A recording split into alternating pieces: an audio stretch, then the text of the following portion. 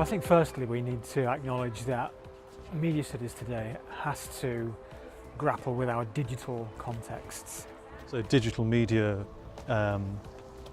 is a force that permeates all aspects of our social life today. I don't think it's any longer possible to think of media as somehow a separate sphere. I think media is deeply entangled with all parts of our lives.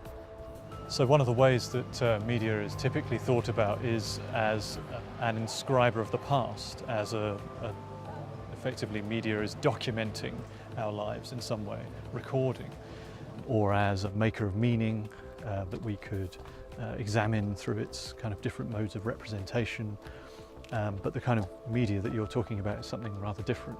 I mean, traditionally there's a way of thinking that suggests that media is all about spectacle, about something spectacular, and which has privileged the visual.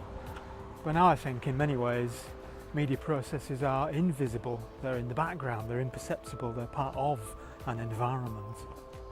I think in the digital, in an age of social media, Facebook and Twitter and so on, it's as much about the way we feel from one moment to the next as the kind of meanings that we are abstracting from these processes.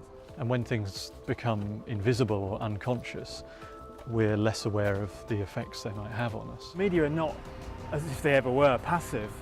They're agents. They're actually part of the process of doing and constituting our lives. Increasingly, we're beginning to recognise that media also shapes our present and in some way influences our future.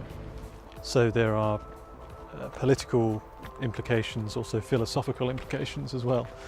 It revolves around very basic questions, a philosophical problematic about who we are as individuals and how we relate to one another, and to what extent we're actually in control of our destinies.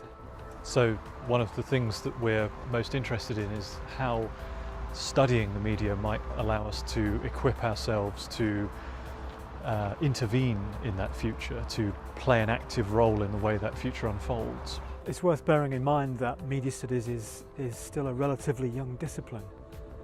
There's still a great deal of speculative energy, I think, in media studies, a certain experimentality that's quite exciting. Many of our applicants for the media studies programme are likely to be currently doing their A-level media studies.